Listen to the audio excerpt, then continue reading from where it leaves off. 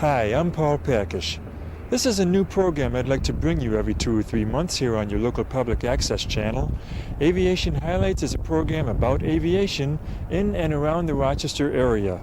We'll talk about general aviation, scheduled airlines, helicopters, balloons, gliders, military planes, behind the scenes, and more. We'll also have flying organizations. To start off our first episode, we're out here behind Norcross Helicopters on Scottsville Road, across from the airport. It's bright and early in the morning, and we're watching a beautiful sunrise in progress right now. Gare in the air is out flying over the city right now, keeping an eye on traffic, and we'll be talking with him a little later on. Right now, we'll focus in on an organization of some 500 members, the Rochester Pilots Association. The president is Dennis Christiano, and he explains what RPA is all about. The Rochester Pilots Association is a group of aviation enthusiasts, pilots, and people in the Rochester area that really support general aviation and its activities here in the Rochester Monroe County Airport. Okay. Becoming a member of the Rochester Pilots Association is very simple. You can fill out a application and pay your dues. They're $12 a year. And for that, you'll be invited to several of our functions. There are about 12 functions a year that we have, plus you're welcome to come to the board meetings. We also have a newsletter that comes out on a monthly basis, and this keeps you abreast of all the issues that pertain to Greater Rochester International Airport and the FAA and things that happen that concern aviation. Okay, our membership is a varied lot. We have airline pilots, and we have pipe fitters, and everywhere in between. I think that flying is a Walter Mitty fantasy for many people, and those of us that are lucky enough to be able to actually fly airplanes are together, and we can hangar fly, as they say, which is talking about airplanes and flying. Those of us that can't fly are around people that can tell them what it's like or take them for rides, and do a lot in that vein. General aviation, though, isn't just a bunch of people that get out on Saturdays, kick the tires, light the fires, and go flying. General aviation is much, much more than that. Anything that's a non-scheduled carrier is basically general aviation. And by that I mean people that go out and fly agricultural missions, dusting and spraying. The state police helicopter is general aviation. General aviation covers Kodak flying, any kind of corporate aviation, charters. At night, many aircraft out of this airport fly cargo, and that cargo is everything from bank checks to Kodak film. We are advocates of a strong general aviation presence here in the Greater Rochester area. We feel that lobbying is very important. However, we also are safety-minded. We do a tremendous number of safety programs for our pilots, and we hope that through the approach of safety and educating legislators and media people about what general aviation is and what flying is in general, that we can have a positive effect on the community. Okay, continue. I got involved in RPA about 6 or 7 years ago when I went to an RPA meeting and asked if I could help. And they said, fine, what would you like to do? And in my my vocational life, if you will, I'm a lobbyist for the long-term care industry. So I said that I would like to be involved with Rochester Pilots Association legislative activities. They said, fine, you're the chairman. So that's the way I began. It was lucky for me to get involved because I was able to take a position in something that I knew something about and help out. From there, I suggested that we author our first Rochester Pilots Association position paper and begin to educate the legislators on what general aviation is and what we do out here, so that people have a grasp on the fact that it's more than just sport pilots. And from that, I went up through the chairs and became president. The position paper historically has been issued every 2 years, concurrent with elections. We may, in fact, go to an annual format. We're not sure about that right now, but we're in the process of rewriting the position paper now. And the position paper really is what our philosophy is about aviation in the Rochester area, how we view changes at the Rochester International Airport, and what our suggestions are about the safe operation of that facility. The lack of snow this winter has created some beautiful weekends for flying, although we might pay for it this summer with a shortage of water. One dream of armchair pilots is to be able to hop into your own airplane on a Saturday afternoon and fly off somewhere to get a hamburger. That's exactly what Dennis and I did, along with RPA Communications Director Cherie Bavona. We flew on an unusually bumpy ride over Canisius Lake to Dansville and had our lunch. Then we flew east to Canandaigua Lake, north to Sodus Point, and back into Rochester. The Rochester Pilots Association is in the process of writing its 1989 position paper, so Dennis touched on some of the issues in the 1988 position paper. As far as the proposed reconstruction of the Rochester Airport Terminal, well, we're very supportive of that. Certainly Rochester is in need of a first-class terminal for the many passengers that go through here. And if you look at the juxtaposition of this airport and our city, we are very fortunate to have this so close. Many other cities have a long commute to get to their airport. This particular geographical location, and Scottsville Road and the Expressway and 15 minutes from downtown, is really a boon to this area. The terminal will enhance that, and we look at this airport as the gateway to Rochester, and we think that gateway ought to be enhanced to the nth degree. Today the Rochester Airport is operating at about 220,000 movements a year. A movement is a takeoff or a landing. Of that, about 50 or 60,000 are airliners. The balance of that are all general aviation flights. And even at that, we are not near capacity. So we have a lot of expandability, if you will, left in the Rochester Airport area. I'd like to point out that the number of movements is directly related to the kinds of services that the FAA allows us to maintain here in Rochester. We're very fortunate to have a number of instrument approaches. We have as many instrument approaches as exist at LaGuardia or Kennedy, and we are one of very few airports for our size that have all these approaches. That is because we have the number of movements that we have. So taking general aviation out of here, if that's in anybody's mind, is not really a good idea, because then we won't have the facilities for those airliners, because we're really boosting the count. So those airliners have the approaches, and we use the approaches too. And ARSA stands for Airport Radar Service Area. It is an enhancement of radar coverage for pilots. It can be thought of as airspace that looks like an upside-down wedding cake. The airspace in the lower circle is limited to aircraft that have established contact with the controllers. That goes out to 5 miles. The upper circle goes out to 10 miles, and there's an elevation floor and an elevation ceiling, and pilots entering that airspace have to establish contact with the controllers first. There is an ARSA in Syracuse, there's an ARSA in Buffalo, and an ARSA in Albany, so that basically anytime you get near any of the major cities in the upstate New York area, you will be flying in an ARSA. An ARSA is an attempt of the FAA to better control aircraft that are operating in landing or takeoff modes, or approaching or passing through an area that has some heavy traffic. While we have concerns that the FAA may go too far, as of this date, the ARSA has worked well in the Rochester area. So we have no concern other than educating our pilots on the proper use of the ARSA airspace, proper radio techniques, and letting the controllers also know what our points of view are on specific approach and descent corridors. Mode C transponders are a real good idea when you're coming into an ARSA.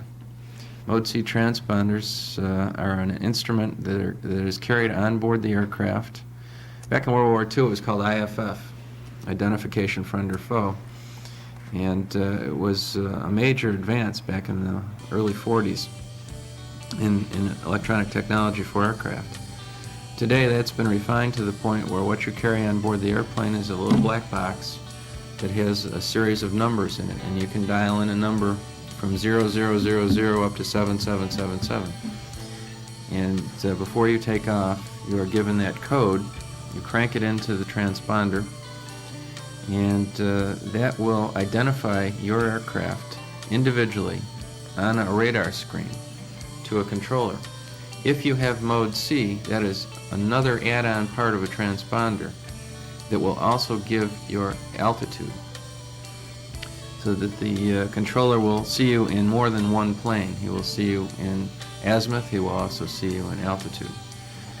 And when you're operating in an ARSA or any kind of strictly controlled airspace, Mode C is a very good idea. However, if you're operating in the mountains of Montana and there are no airports around except for your little private strip, and you're not going anywhere except to visit the neighbors 20 miles down the canyon, Mode C is a bad idea. So requiring Mode C on every aircraft in the United States, which was a recent initiative, is not something that ought to be done. The regulations ought to be written such that if you are operating in airspace that really needs that kind of equipment on board, such as an ARSA or a TURSA or any kind of highly controlled, rigidly controlled airspace, then you should have Mode C. So that's what Mode C is, and that's why we use it. And it has its applications, and it has the places where it's really not needed. The airport studies that have been done indicated in the past a desire on the part of some engineers to create parallel runways to runway 1028, which was the old big runway, and runway 422, which is the new big runway that most of the jets use.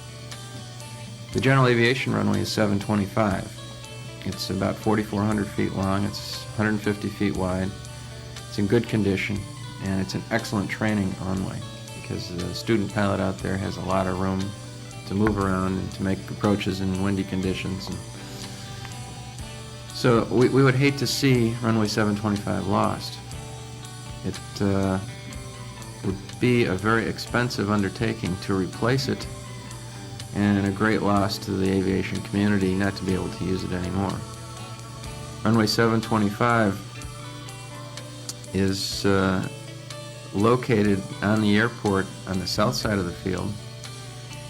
It does not have a dedicated taxiway, as all the other runways do. In its position paper, the RPA says there was a need for an additional general aviation taxiway, but there was no need for any additional general aviation runways. Specifically, general aviation needs a parallel taxiway to runway 725, one that runs the entire length of the runway and ties into the taxiway parallel to runway 422 on the west end. A turnoff would then be provided on the eastern half of runway 725, and bends into the present taxiway would be eliminated in poorly lighted areas, as is currently the situation. This would expedite aircraft movements and improve the safety of aircraft operations in this area. It would eliminate many dangerous intersections and minimize the possibility of runway incursions. Such a taxiway would allow for easier control of aircraft by the tower, as there would no longer be any blind spots where, because of the current taxiway's close proximity to the hangars, tower personnel cannot see taxiing aircraft. This would also eliminate the necessity for people to walk on active, uncontrolled ramps, as well as provide additional space for hangar construction. During the past year, there has been much reconstruction at Ledgedale Airport in the town of Sweden, near Brockport. It was a sunny but windy day on Saturday, December 3rd. That's when the new owners of Ledgedale Airport and the town of Sweden held a ribbon-cutting dedication for the opening of the newly reconstructed runway. Walt and myself bought the airport approximately a year ago. Our intent when we purchased it was to have a fun place to fly out of. For any pilot who wanted a nice place to land and have a good accomplishment in aviation. To this date, it's only the beginning. To realize our goal, it requires tremendous work and money. That's Mike Lokey. He and Walt Eisenhower are owners of E&L Piping Incorporated. They both had an interest in flying and had tried to start an FBO business in Rochester when Ledgedale Airport became available to them. Walt explained. Well, the history of it is it's been here for about 25 years. It started out as a grass strip and became a gravel strip several years later, and it was run by Jack Mazzarella for the first 25 years. He's done a good job up until the point when Mike and I purchased it the end of last year. What's the history of you guys getting involved in purchasing this airport? Well, what happened, we really weren't planning to own an airport. We wanted to be an FBO at Monroe County, but when we're not successful in the bid, and Jack had asked us if we were interested in purchasing the airport, we said, well, it depended on the price, and we came to an agreement, and we own it today. In addition to a new runway, Ledgedale Airport now has other improvements. If you notice, the hangar you're standing in isn't too cold. When we bought it, it didn't have any ceiling, it didn't have any heat. It's now a complete maintenance facility. In addition, we've blacktopped all of the ramps. If you look out behind, all of it's new blacktop. We've installed 20 new paved tie-downs. We've got gas for sale here at a very reasonable price. In fact, I think we're the cheapest in the area at $1.81 a gallon. And then we also have a key system in here, which is a computer-operated gas where people can come in and get it 24 hours a day, and it's quite a bit cheaper if you're tied down here. Dale Lindsay is the FBO who runs the day-to-day operation of Ledgedale Airport. Basically, we're just trying to improve the place as much as possible. We hope to be putting in an avionics shop soon, and a snack bar, a coffee shop, and anybody in the aviation community that has any ideas that can help us grow, or any ideas to help aviation grow, we'd be more than happy to do that. And we're looking forward to a long and successful relationship with the aviation community out here. Thank you very much. Dale Lindsay owns Empire Air Service in Rochester and expanded to Ledgedale Airport. I leased airplanes in my other business from Walt and Mike, and it was just a natural thing when they bought the airport for me to move out here. And we're taking a very aggressive approach to get new business. We want to make it a fun place to fly and not have a lot of restricted or restrictions for the pilots, so that they can enjoy themselves, come out, learn to fly here, and we'll never have landing fees here. Yeah, they're just not applicable to a small airport. We don't want to penalize someone for coming here. We want to welcome them here. Right. We have a unique key system on the fuel. Right now, we sell at retail. Our fuel is cheaper than any fixed base operation probably in Western New York or all of New York State.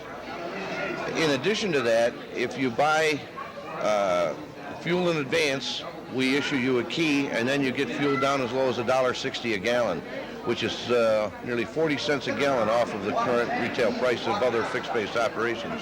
So it sounds like you're trying to bring competitive prices in? Oh, absolutely. Competitive pricing. We're in the process now of getting certified an avionics shop here, because there's a real lack of good radio repair shops, aircraft radio repair shops in the area. And we want to get an avionics shop in here, and our maintenance shop has been real busy already. And we want to just, again, take a very aggressive approach to any new business that we can generate. Mike Lokey estimated about 200 to 300 people attended this dedication, which included speeches from area politicians and aviators, followed by an open house and hats and hamburgers. We expected quite a few people to fly in. It's been pretty windy today, so that'll certainly curtail a lot of people that might have flown in. Yeah. Well, let's put it this way. We have 2,000 hamburgers. Okay. We don't know if we need to go to Wakeman's or not, but one will never know. But we hope they have a good turnout. It's a nice sunny day. So it's a little windy, but it's a nice sunny day. Welcome to the formal runway dedication for the Ledgedale Air Park.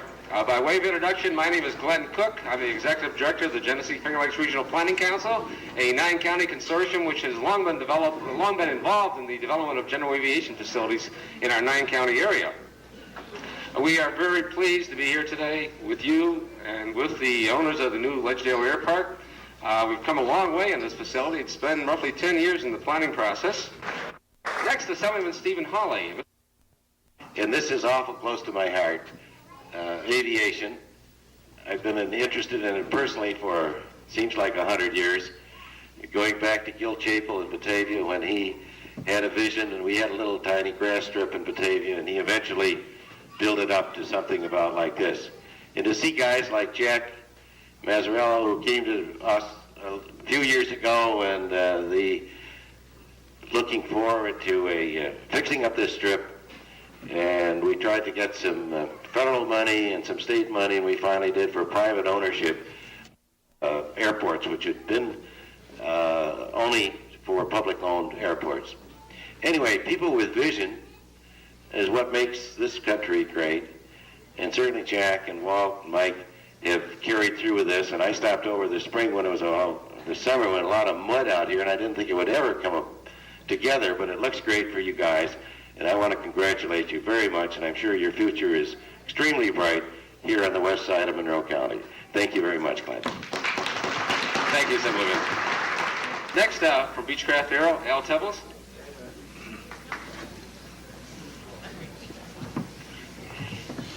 Thanks a lot. It's a real pleasure to be out here at Ledgedale. As most of you know, we have a flight school at the Rochester Airport, and we have had one there for several years.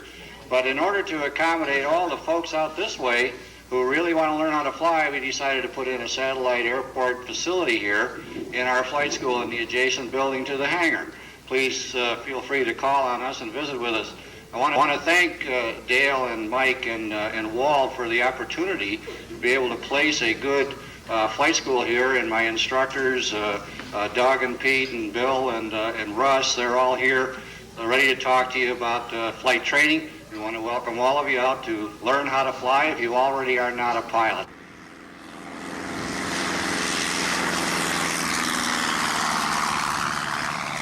The FAA and New York State have been a great amount of financial help and perhaps the catalyst for us to be interested. But it also takes a lot of private work and money to do all the additional things we plan. We plan to make this the best private airport in the area if it isn't already. Any person who flies or is interested in aviation is welcome here. We have no landing fees. We have cheap gas, $1.81 a gallon, and cheaper if you tie down here and go through the key system. We intend to expand the paved tie downs again, though there are still lots of them available right now for anybody who's looking. In addition, we plan to build hangars in the spring, so if you have any interest in a hangar, contact Walt, Dale, or myself. I also want to congratulate Dale on as doing a fine job as our FBO in spite of all the construction this summer. But now construction's over and we're open for business. In closing, I'd like to recognize the key people who helped to make this all possible. We all obviously know about the FAA, Senator Ralph Quattrocchi, Assemblyman Steve Hawley, and the town of Sweden. But I think you should know how hard my partner Walt and his family worked almost every day and every weekend in spite of working at E&L Piping, and also a special recognition for all the employees of E&L Piping that have put up with this. Without their help, this couldn't have happened. We probably have the only plumbers in town who know what an FBO is and a tie-down is. That means the people at our company are always special, and no matter what is needed to be done, they get it done. We wish to thank also Calasarinos and Spina, the engineer who worked closely with us, the FAA, also the Nori company who acted as a general contractor for the runway. Got a real nice job. Last but certainly not least, Wesley Paving, who did all the blacktopping and did a real fine job. Certainly, as with any new venture, Walt and Mike have an eye towards the future. Well, we got a whole bunch of people that would like to see some new hangars here. We have them in the plans right now to put in 10 units, and we expect to have them ready to go up in the spring. And we already have a whole bunch of people that are interested in renting them. So they're actually pre-rented units, and we'll put them up as soon as we can. What about other future plans? Well, part of what is in the process right now is an NDB, which will give our airport an IFR status, which will help in bad weather and clement weather. An NDB will bring the planes can then electronically find their way to the airport and hopefully land. Also, we're going to put our new approach lights in, the runway lights next summer. And also we're going to expand the tie downs and put a new road in from Sweden Walker Road. We've already put in a rough draft at this point because that will eliminate anybody driving across the runway to service their plane on the other side of the runway. The Greater Rochester International Airport has undergone a lot of changes during its existence. Paul Roxin knows a lot about that. He's the historian for the Rochester Pilots Association. In addition to a little knowledge about the airport, he also has a few interesting stories to tell about some other pilots. The first known aircraft to land in Rochester happened right down in Cobb's Hill area, right by Wide Waters on Culver Road. And there was a great pilot in the early days named Lincoln Beachley. And he flew into Rochester, and I believe the year was 1911. And he put on quite a show from what I remember from newspaper accounts. And he was killed a couple of years later doing an air show in some other area. But also, I believe that was the year when the first woman pilot came on the scene, and the first one to fly an airplane was really from Rochester. Her name was Blanche Scott. And I got to know her in the 30s when she was, well, into her late 70s or perhaps 80s at the time. The first airport in the area was the location now of the Greater Rochester International Airport. It was known as Baker's Field, and it was in Scottsville Road. And it was originally part of Baker's Farm, and this happened in the 20s. And one of the more fortunate things as far as the location of that airport is concerned, it's one of the closest airports to the downtown business section of any city in the country. We're very fortunate in that respect. On the other hand, it's also deprived of possibility of expansion, and so we sort of locked in where we are. But the 20s, I can remember coming out to the airport in 1925, 1926, and watching the planes fly. I was always interested in airplanes. And in 1927, 2 months after Lindbergh, across the ocean, he came into Rochester. Mm-hmm. And there were about 50,000 people came out to the airport at the time, and just as we arrived at the airport, the Spirit of St. Louis was departing. But the Lindbergh's flight was a tremendous breakthrough for aviation in this country. Following World War I, the only work available for anyone flying was either barnstorming, which was a very dangerous and treacherous way to earn a living, or else flying the mail, which was equally as dangerous. But after Lindbergh crossed the ocean, it opened up a whole new era, a new vista, so to speak, of transporting people from one place to another by airplane. Previous to that, of course, was bus, railroad, and so forth. And airmail routes became more popular. There was an airmail company flying through this area called Colonial Airways, which was later bought up by American Airways, and later the name was changed to American Airlines. But the most colorful person who flew the mail was a fellow by the name of Shorty Bittner. Shorty and the fellow I worked for, Guy Stratton, used to fly the mail together for Colonial Airways, and then Guy Stratton decided to leave that particular part of the profession. And there's some stories about Shorty Bittner that I'd like to share with you, because people won't believe that this actually happened, but it really did. Shorty used to be a parachute jumper with the old Gates Flying Circus back in the 20s, barnstorming. Well, down in Albany, New York, he had a student who had shown his ability to fly. He had taken 10, 12 hours of instruction, but was petrified to solo, and he would not solo. So Shorty figured, I'm going to see if I can help him along in this respect. One morning, they had an appointment at 8 o'clock at the Albany airport. Shorty put his parachute in the front cockpit of this Waco 9, OX5 Waco 9, before the student came out. The student came out, Troy said, well, let's take off and climb to 2,000 feet over the Albany airport. So they did and got over the airport. Shorty unscrewed the control stick. It's just like a little wooden baseball bat that the 5-year-old kids have. He put on his parachute, stuck the stick under the cushion so it wouldn't roll around getting away. He jumped out. He left the student up there. The student landed the airplane, but it was a long time before he's ever seen around the Albany airport again. But this is one of the things that Shorty Bittner did.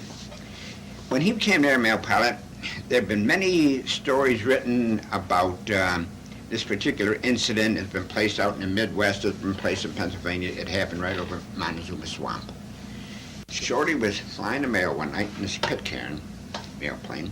He spotted the New York Central coming up the tracks. Level ground. It was a beautiful moonlit night. What he did, he turned off his navigation lights on the plane. He's about 2 miles away. Navigation lights, you have your green light on the starboard side, a red light on the port side, the left wing, and a white light in the tail. He got down to about 50 feet above the ground, headed for the train. And when he was about 1,000 feet away, he turned on one landing light, which gave the engineer, the train, impression that he was going to have a head-on collision with another train barreling down the same track in the opposite direction. The engineer threw on the emergency brakes on that train. Baggage was strewn all over, passengers knocked out of their seats and so forth. And at the last minute, Shorty pulled up and disappeared. And the engineer could never figure out where that phantom locomotive came from. Till he found out later on. And it turned out that engineer was from Utica, New York. And he got together with Shorty, and Shorty apologized for the low escapade. There was another time, and I remember this particular incident very well. In 1929, I was a student in the old Washington Junior High School, and we got a call about 1 o'clock, being paperboy, to report to our corners where we sold papers. There was a very big story that had broken. Auburn prison riot. Nobody knew how many people were killed. It was a terrible thing. Shorty Bittner had heard about the riot before he departed from Syracuse en route to Rochester. Well, he got over Auburn. He's going to see what was happening down there. He was not content to fly over the prison. He was zooming down right below the prison walls during the riot. And they say that guards took pot shots at the mail plane and so forth. He landed in Rochester, and he gave his account what happened. This was in 1929, of course. And this was also a period when many pilots wanted to emulate the feat that Lindbergh had done a couple years before. Shorty had an appointment with a financier down in New York City. And Shorty was ushered into the businessman's office. And the businessman said to Shorty, "Are you the same person?" He opened up a newspaper. And there were the glaring headlines. "Airmail pilot participates in Auburn prison riot." Big write-up, Shorty Bittner. Shorty looked, oh my God. Yes, I was the same one. The fellow says, "Shorty, go. Close the door behind you." And Shorty went to the prison about 2 weeks later, and he apologized to the warden. But to get back to the airport, cinder runways were installed in the airport about 1929, 1930. The first hangar went up about 1929, the second hangar about 1931, and that was a period of transition when they started using, if the weather was halfway decent, American Airways, who had the contract for hauling the mail and passengers through this area, would fly their passenger planes. Otherwise, the weather's too bad, the same pilot put on his parachute, helmet, and goggles, and flying suit, and fly the mail through. The early planes that were used here were either the Ford Tri-Motor, which had 3 Wright Whirlwind J5 engines.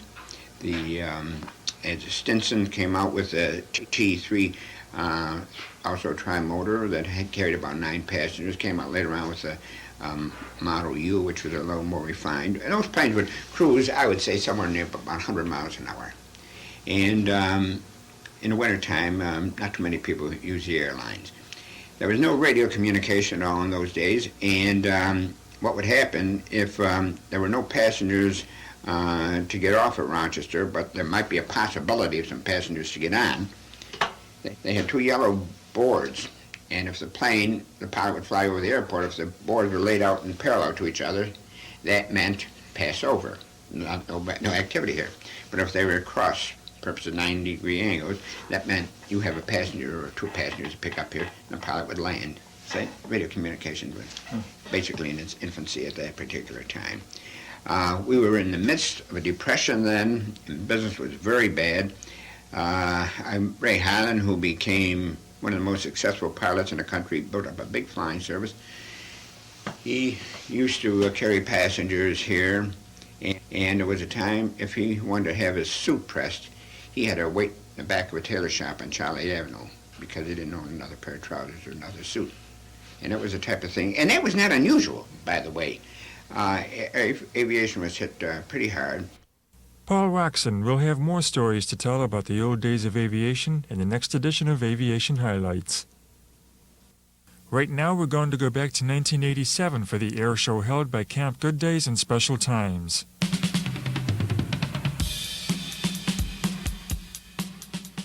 It was a very hot day with temperatures in the 90s. A flying fortress, the B-17 bomber. Other military planes were on display.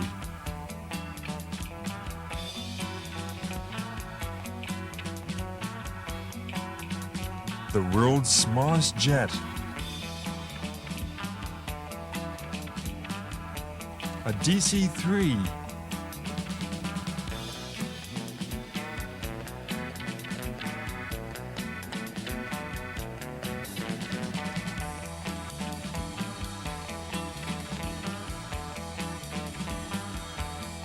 The French Connection did a performance.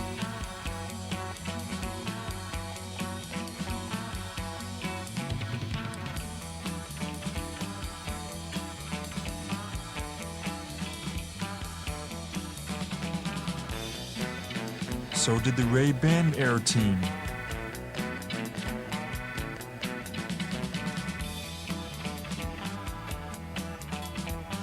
The Golden Knights Parachute Team. And the fabulous Thunderbirds were there.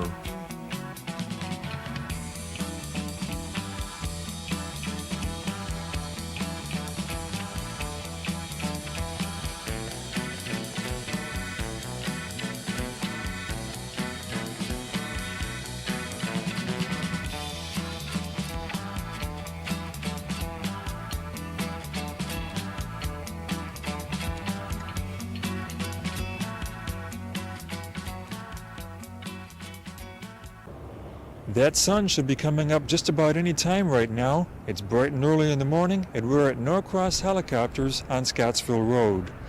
If you're part of the morning rush hour, you've probably seen a helicopter flying around checking up on traffic. That's Gare in the air, and this is where he takes off from every morning along with his pilot, Ron DiChario. Rush hour. Thousands of cars in the daily migration to and from a job. Traffic usually moves smoothly, but there are congested roadways, bad weather, accidents. Watching all of this from a high perch are two men in a helicopter. WVOR 100.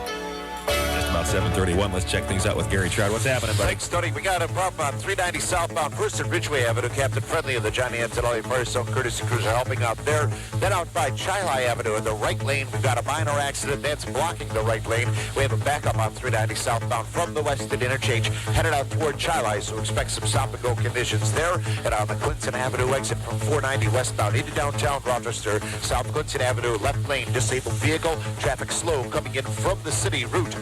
Clinton Avenue south, headed up into the city, but the expressway exit part itself is okay. Can of worms heavily traveled right now. Use caution. And on the Veterans Bridge eastbound, an accident that has westbound travel on the Veterans Bridge back up to about the Clinton Avenue overpass on 104. Use caution on the way in. This is Gare in the Air, the WVOR traffic copter. Gare in the air is Gary Chard, a former police officer who now works in financial planning. We do about 7 scheduled reports every morning, and then we bring in reports as needed, as conditions will dictate. So I become an integral part of the morning show on VOR to provide traffic information, regular updates to our commuters who are listening on their way into work. The pilot flying the helicopter is Ron DiChario, president of Norcross Helicopters. Usually we're here about a half hour to 45 minutes earlier every morning. I flight check the helicopter, take it outside, make sure it's airworthy and ready to fly.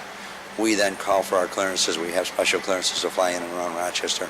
Once we get our clearance approvals and our transponder codes, we're over to the tower. We raise up and then start our routing, which usually takes about an hour and 40 minutes.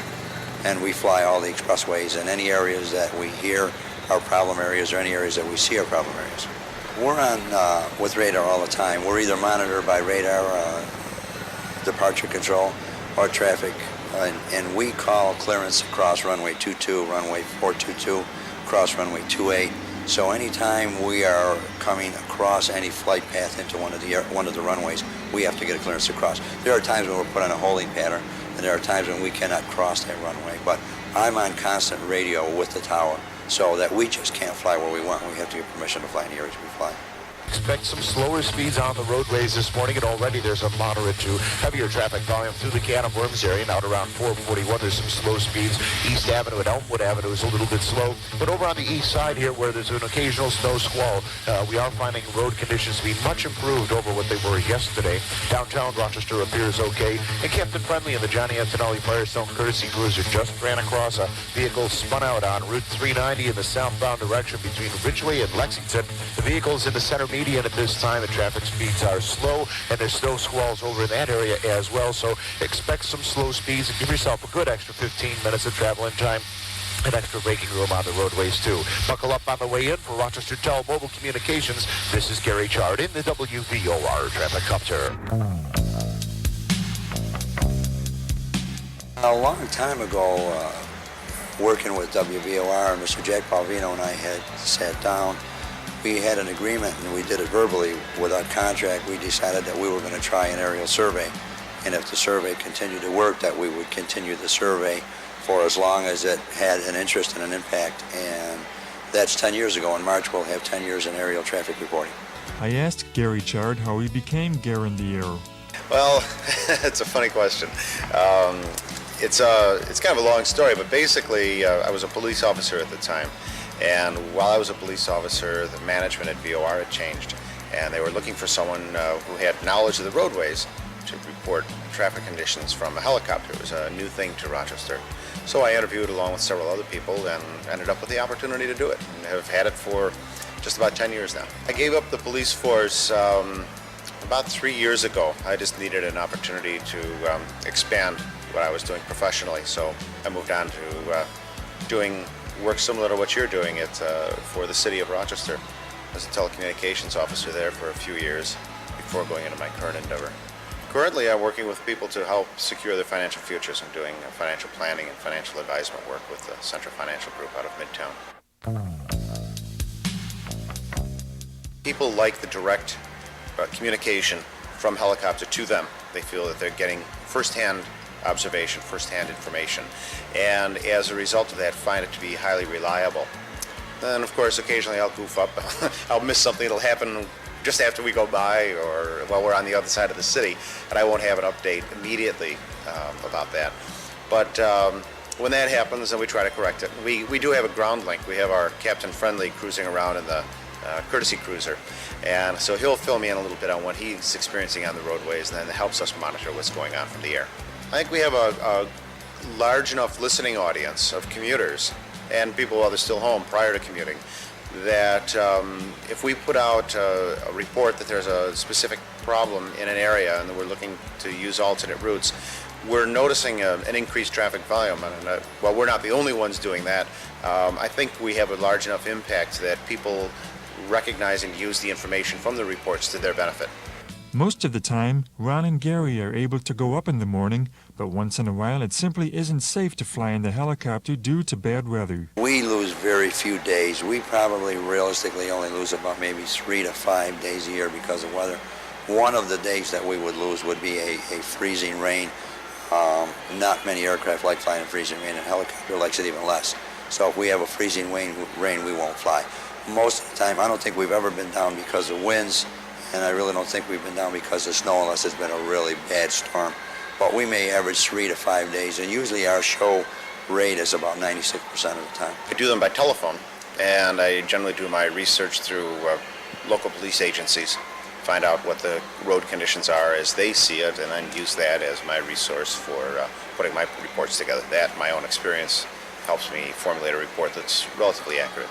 Although Gary would use ground research when the helicopter can't fly, He feels that using the helicopter helps him give better road reports. It's been my experience to this point that visual observation of what's going on versus interpreting something that someone else has already interpreted and tried to communicate is clearer and cleaner, because I'm reporting exactly what I see, and having driven the roads, I've experienced some of those slowdowns, and I try to interpret them most directly for the individuals that are listening.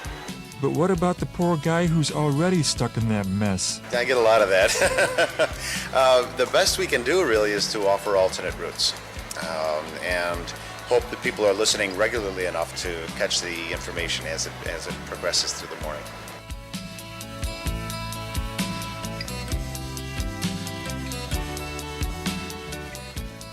Ron DiChario has had a lot of experience as a pilot. I started in aviation and fixed wing, and then as I flew fixed wing, generated interest in helicopters a number of years ago, and decided that I wanted to end up as a helicopter pilot, and worked on that rating and accomplished it through a number of years and experience. Cross actually is my corporation. It's a corporation that we developed, and we developed it for the aviation portion. And Norcross Helicopters is part of one of our divisions, a spin-off of our construction company. We do flight training, we do power line patrol, pipeline patrol. We have some fun with our flight department also. We do some unique jobs like commercials, filming commercials, following trucks, following trains.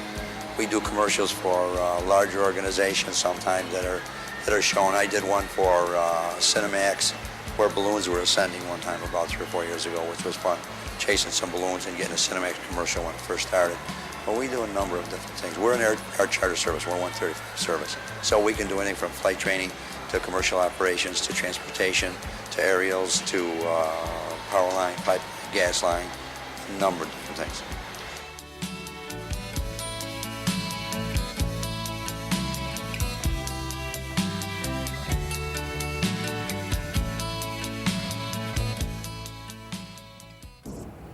That sun is just about coming up right now. It's a beautiful morning here in Rochester. We haven't had a lot of snow so far this winter, but that wasn't the case last year when I had a talk with Tevells, who's the manager of the Beechcraft Aero Center. This is the Beechcraft Aero Center in Rochester, New York, a flight school that provides training for a private pilot certificate. The school is part of Page Beechcraft, a fixed-base operator. In 1988, the Beech Aero Center was sold to the Will Aero Corporation. After becoming a private pilot, a student can acquire additional ratings such as commercial, multi-engine, or instructor. The facility here at Page is a building built for the purpose of flight instruction, such as conference rooms, classrooms, instructor stations, offices, lounge, what have you, so that it makes it possible for people to come here and acquire all of the training that they need within one facility. The aircraft we fly are located right on the ramp outside, and it's only a short distance from the school building to the aircraft they fly, so it ties in very well. Albert Tevells is the manager of the Beechcraft Aero Center. He is a former World War II fighter pilot who flew P-47 Thunderbolts in Europe. He gave up flying shortly after the war until the early 70s. After reestablishing his ratings, he became an instructor and got involved with Page Airways. The flight school was formed by Beech Aircraft, an aircraft builder. Al Tevells became manager. For the purpose of selling airplanes, they thought they would like to introduce more people to aviation, and what better way could there be than to form flight centers like this throughout the United States, where people, once they fly a Beechcraft airplane, would forever be a Beechcraft customer. And of course, Beechcraft manufactures airplanes all the way up into the top commercial type airplanes costing millions of dollars, right down to the very simple trainers such as the type we use. So therefore, these schools were formed back in the early 80s to promote flight training and to promote future sales of aircraft. The Page Aero Center was formed here in 1984 and started out innocently enough with just a few members and a few airplanes. but by the late 1986, we had acquired up to approximately 300 members in a fleet of 15 or 16 airplanes at that time, and it's been rolling along at a high pace ever since. The school flies the 2-seater Beechcraft Skipper and the 4-seat Beechcraft Sundowner. It's important that people realize that if you get training here at a major airport like Rochester, where you have tower controllers and air systems and things like that to deal with, it makes superior pilots when you graduate them as private pilots or beyond, as opposed to the type of pilot who learns to fly with an individual instructor at some outlying airport somewhere where the only thing he has is a little book in his pocket and he makes appointments and meets you at the airport and you go fly. Sometimes people that come from that environment never quite get out of that environment. It was a cold day after some heavy snowfall in Rochester that pilot Katie and I went for a flight in a Sundowner. The runway was in good condition with some hard snow cover.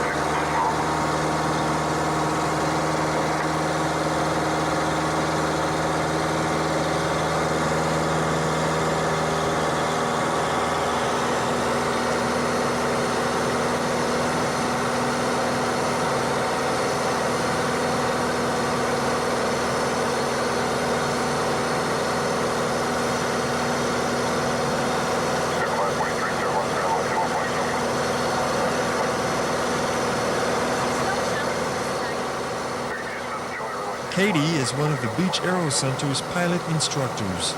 Our instructor base is considerable. We've had as many as 12 instructors at one given time.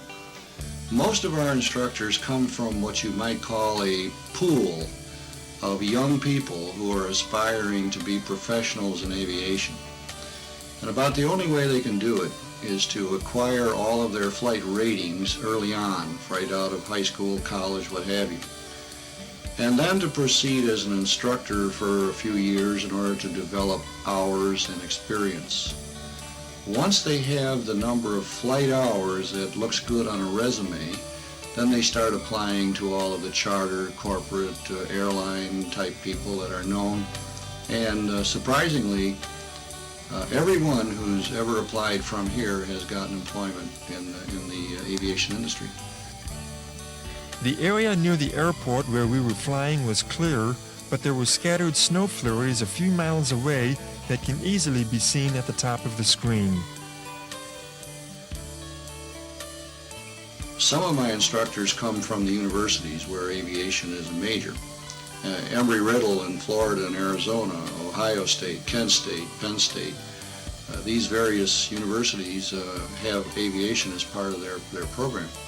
Students at the school follow an established syllabus.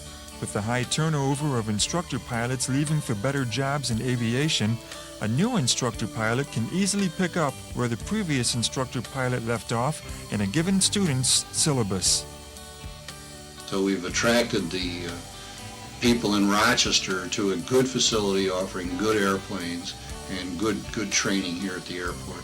After a student at the Beech Aero Center becomes a private pilot, he can remain with the center as a club member in order to have an airplane to fly.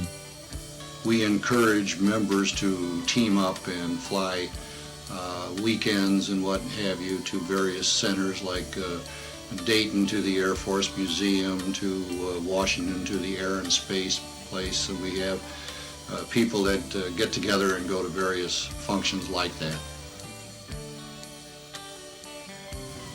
We think that our future looks pretty good because we have been successful. We believe it's because of the great potential here in Rochester. The fact that we were established and that we have picked up on the overflow of people who used to be at several other schools right here in Rochester. We think that the schools who closed here in Rochester had a few hundred people in progress. And when they closed, we sort of picked up on that, and that built our size to a point where it was potentially a good flight school and reasonably sized where it could support an operation like this. And finally, to wrap up this edition of Aviation Highlights, a winter flight along the southern shore of Lake Ontario.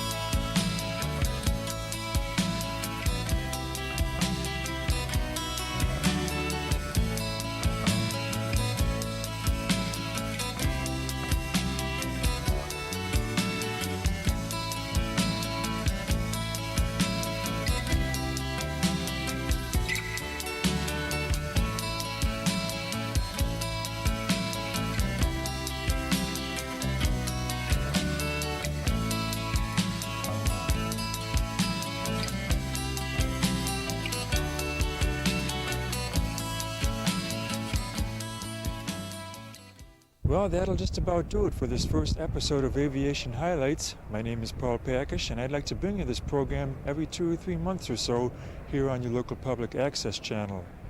I have a lot of people to thank for this first episode, especially the pilots who have been so willing to sacrifice some time to take us up flying for some aerial footage. I hope to see you again next time on Aviation Highlights.